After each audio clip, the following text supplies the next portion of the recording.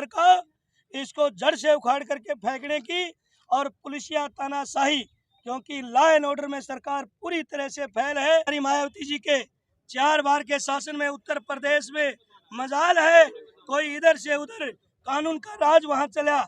यहाँ तो थोड़ी बहुत गुंडागर्दी, हरियाणा के अंदर तो, उत्तर प्रदेश के अंदर तो डाकू रहते थे।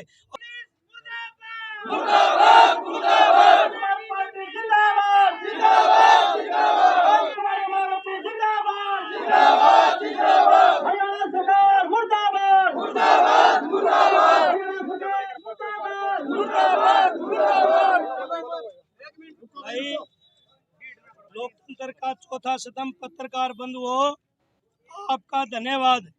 इतने अनभिज्ञ भी ना हो कि मुद्दा क्या है। हमारा मुद्दा है जो पत्रकारों पे लाठियां चलाई, पत्रकारों पे मुकदमे किए, लोकतंत्र के चौथे स्तंभ की हत्या करना, ये मुद्दा है। सरकार की तानाशाही, पुलिसिया तानाशाही, और आए दिन पुलिस कस्टडियों में दलित युवकों की हत्या, जींद के अंदर ब्राह्मण समाज के डॉक्टर की हत्या, रोहतक में कुम्हार समाज के लड़के की गोली मार करके हत्या कर दी। प्रदेश में पता नहीं कितने कांड हुए।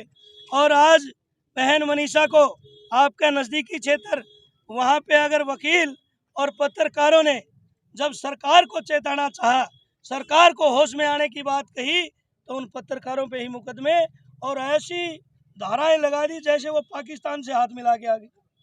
तो एक तो मैं आपसे भी रिक्वेस्ट करना चाहता हूँ कि नंबर सबका आएगा, न आप बचोगे न कोई और बचेगा। इसलिए ज़रूरत है इस तानाशाही घमंडी आरएसएस भाजपा की सरकार का इसको जड़ से उखाड़ करके फेंकने की और पुलिसिया तानाशाही, क्योंकि लॉ एंड ऑर्डर में सरकार पूरी तरह से फेल है। प्रदेश के अंदर हाहाकार मचा है। प्रदेश के चारों कोनों में मुख्यमंत्री जी चुटकुले सुनाता फिर रहा है, लेकिन लॉ एंड ऑर्डर पे कोई गाज नहीं है। मनीषा के बाप ने इतने दिन वहाँ आंदोलन चला, उस आंदोलन के अंदर मैं भी गया। वहाँ सरकार की जय बुलवाई जा रही है चंद चाटुकारों से, और उसका बाप और दादा कह रहा है कि मेरी बेटी मनीषा यहाँ बीएससी नर्सिंग में एडमिशन लेने के लिए इस कॉलेज में आई, तो उसकी सीसीटीवी फुटेज जाती हुई की है, आती हुई की फुटेज क्यों नहीं है? फिर कहते हैं कि सुसाइड है और सुसाइड नोट मिला है। अगर सुसाइड था तो फिर इतने दिन लेट क्यों? और सुसाइड था तो भिवानी के एसपी की ट्रांसफ़र क्यों? पुलिसियों को टर्मिनेट क्यों? ये तमाम इशू हैं। आज बहुजन समाज पार्टी, आज हमारे केंद्रीय प्रभारी माननीय प्रताप सिंह जी के नेतृत्व में, आज हमारे प्रदेश के प्रभारी आदरणीय राम सिंह प्रजापति जी, आदरणीय विशाल गुर्जर जी, एडवोकेट नेतराम जी, भाई दलवीर भान जी, महेंद्र सिंह धानिया जी, बलबीर मुंडे जी, तमाम हमारी जिला यूनिट यहाँ आई है।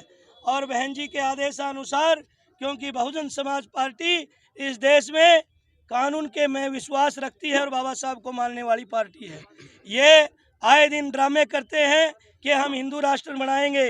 अरे बहन मनीषा भी हिंदू थी। ब्राह्मण समाज का जो डॉक्टर गोलियों से मारा गया, बीजेपी का मंडल का पूर्व अध्यक्ष का बेटा, वो भी हिंदू है। कुम्हार समाज का मरा, वो भी हिंदू है। ये चंद आरएसएस बीजेपी के लोग आए दिन कहते हैं कि देश को खतरा है, हिंदू धर्म को खतरा है। किससे खतरा है? 78 साल की आज़ादी के बाद भी अगर इन पे देश नहीं समझ रहा, तो मैं इस झंडे के मार्फत और इस आंदोलन के मार्फत हम कहना चाहते हैं, कांग्रेस बीजेपी से ये देश नहीं समझ रहा। अब इस देश को जरूरत है लॉ एंड ऑर्डर की जिंदा देवी आदरणीय बहन कुमारी मायावती की, क्योंकि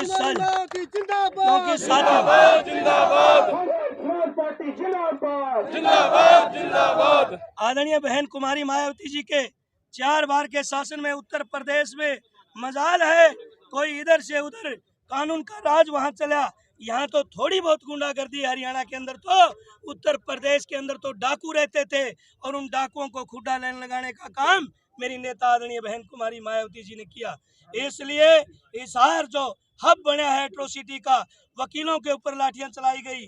साथियों, दुखी आदमी कहाँ जाएगा? या तो थाने में जाएगा। थाने में अगर बाप बेटी की शिकायत कराने जाता है तो थाने वाले कहते हैं तेरी बेटी भाग गई होगी, 2-4 दिन में शादी करके आ जाएगी।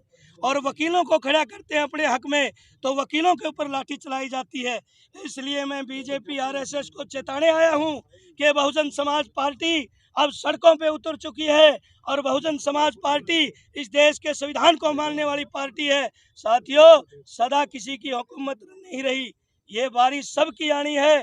और आने वाले समय में हम अपने समाज से अपील करने के लिए आए हैं कि साथियों, 3 तरह की लड़ाई होती है। एक रोड पे, एक कोर्ट में। रोड पे जाते हैं पुलिस में तो वहाँ लाठियाँ मिलती है, कोर्ट में वकील के पास जाते हैं तो वहाँ वकीलों को पीटा जा रहा है। तो मैं अपने नेताओं, समाज के लोगों से अपील करता हूँ कि तीसरी लड़ाई वोट की होती है और वोट की ताकत से हम सत्ता को उखाड़ फेंकेंगे और फिर इनको सबक सिखाने का काम करेंगे, फिर चाहे कितना ही बड़ा अधिकारी हो। क्योंकि उत्तर प्रदेश में आप जा कर के पूछ सकते हैं, आदरणीय बहन जी का जब शासन था तो डीसी एसपी और थर-थर कांपते थे। आज यहाँ जो हालात है वो आपके सामने है। इन चीजों पे लगाम कब तक लग पाएगा? लगाम, हम तो सड़कों पे उतर गए, आपका साथ चाहिए। सरकार की जय बोलना मीडिया बंधु बंद करें।